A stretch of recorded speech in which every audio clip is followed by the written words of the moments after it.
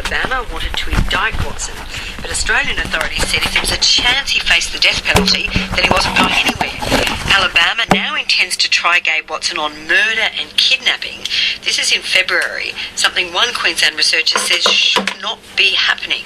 Dr Melanie O'Brien is a research fellow with the ARC Centre for Excellence and will present her arguments against this trial at a conference later today. Dr O'Brien, good morning and welcome to 612 ABC Brisbane.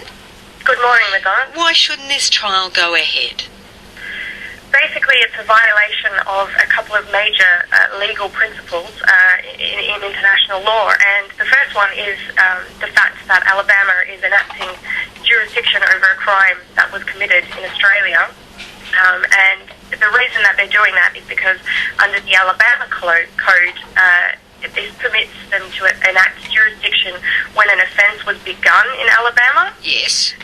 So despite the fact that the actual crime was committed in Australia, they're claiming that because he planned it in Alabama, that the offence began in Alabama. Okay, so what you were saying, in cases like Dr Patel or even the alleged collar bomb hoaxer, those crimes are tried in Australia because that's where the crimes or the alleged crimes took place. Here, what Alabama do is essentially trying Gabe Watson because, under their view, he might have alleged to have considered murdering her while he was in America.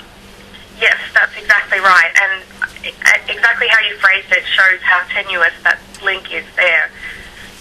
So, and you say this is established legal principle, but every country has different legal principles. Does America mirror Australia's? I thought we mirrored more the UK system. Absolutely. Everyone has different legal principles. But the concept of jurisdiction is primarily territorial.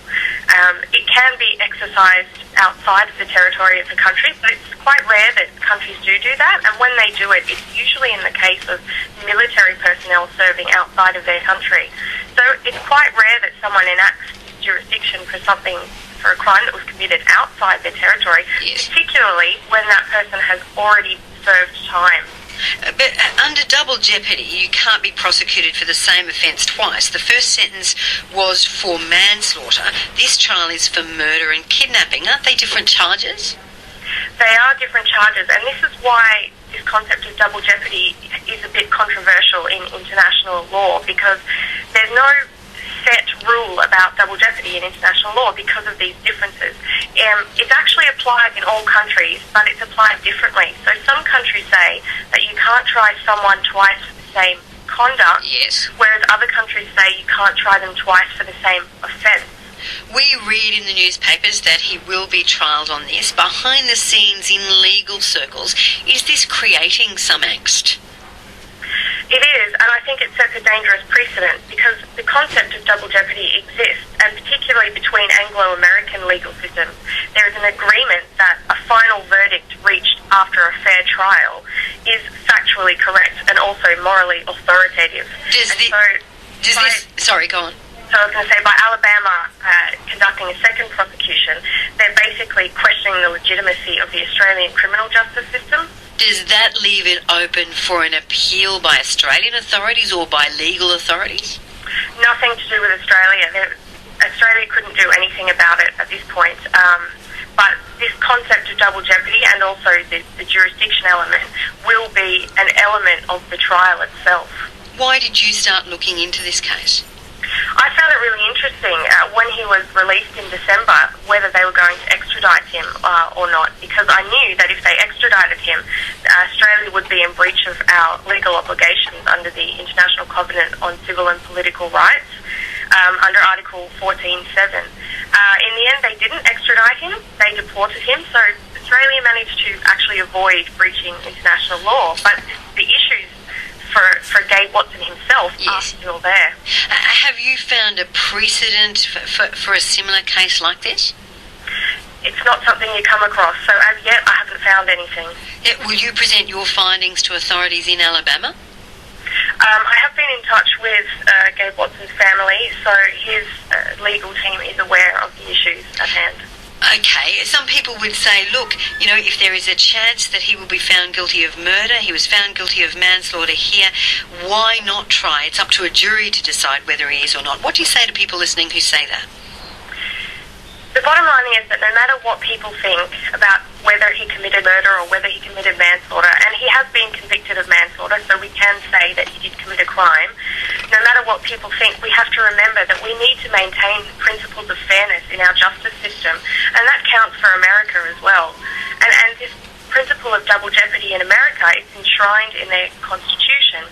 The only problem is that this only applies to prosecutions between federal and state jurisdictions. So in actual fact, it's been held by an Alabama court in the past that someone can be tried twice in two different states. Are you saying, and I'll just let you go after this, but are you saying your research and this principle will be used by Gabe Watson in the trial to try and prevent it going ahead? It's possible. It won't be used to prevent the trial going ahead because the trial is set, but it may be used during the trial itself in February. This will be, the issues that I'm talking about will be hopefully be considered by the judge as actually part of the trial. Dr Melanie O'Brien, thank you very much for your time. Thanks, Madonna. That's Dr Melanie O'Brien, and she will present her arguments against this trial at a crime conference in Australia later today. You're on 612 ABC Brisbane. What do you think? 1300 222 612. Whether it's on that issue, the Queen coming to Australia. What is the one thing in Queensland that you think she should see, or the one person that you really would love her to meet in Queensland? Let me know. 1300 222 612. The accused in the Daniel Morecambe case is due in court soon.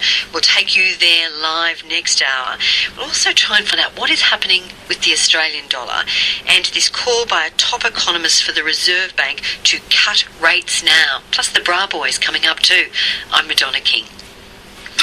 For behind-the-scenes news, for exclusive prizes, and to be kept up to date with all things 612 ABC Brisbane, sign up for our fortnightly newsletter at abc.net.au/Brisbane/newsletter.